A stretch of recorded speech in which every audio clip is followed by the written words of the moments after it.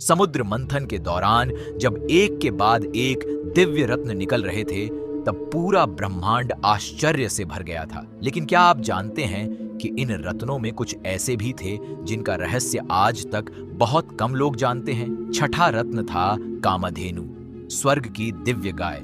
यह कोई साधारण गाय नहीं थी। ऐसा माना जाता है कि इसके पास हर इच्छा पूरी करने की शक्ति थी। आर्षि मुनियों ने इसे अपने आश्रमों में रखा ताकि यज्ञ और धर्म कार्यों में इसका उपयोग हो सके।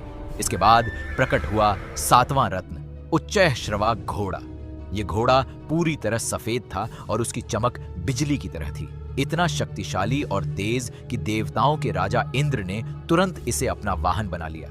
फिर निकला आठवां रत्न, कमल के फूल पर विराजमान धन, सौभाग्य और समृद्धि की देवी माता लक्ष्मी।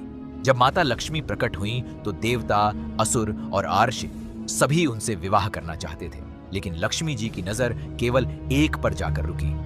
वो थे शांत, गंभीर और जगत के पालनहार भगवान विष्णु।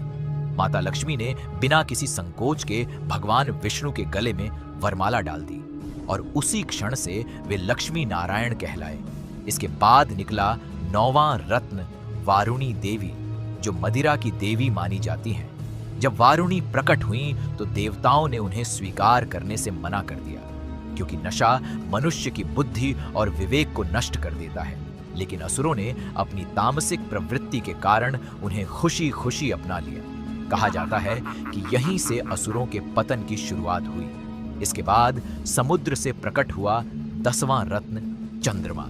उसकी शीतल रोशनी पूरे ब्रह्मांड में फैल गई, क्योंकि उस समय भगवान शिव ने हलाहल विष पिया था और उनका शरीर तप रहा था। इसीलिए उस तपन को शांत करने के लिए शिवजी ने चंद्रमा को अपने मस्तक पर धारण कर लिया। तभी से वे चंद्रशेखर कहलाए।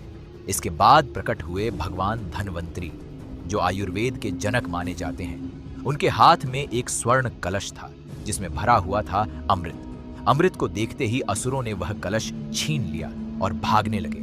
तब सृष्टि का संतुलन बचाने के लिए भगवान विष्णु ने संसार की सबसे सुंदर स्त्री मोहिनी का रूप धारण किया।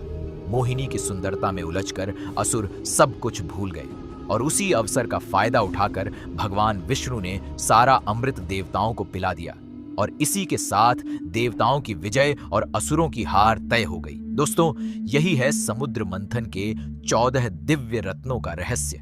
अगर आपको भारतीय पुराणों की ऐसी ही रहस्यमयी कहानियां पसंद हैं तो कमेंट में जय श्री विष्णु जरूर लिखिए।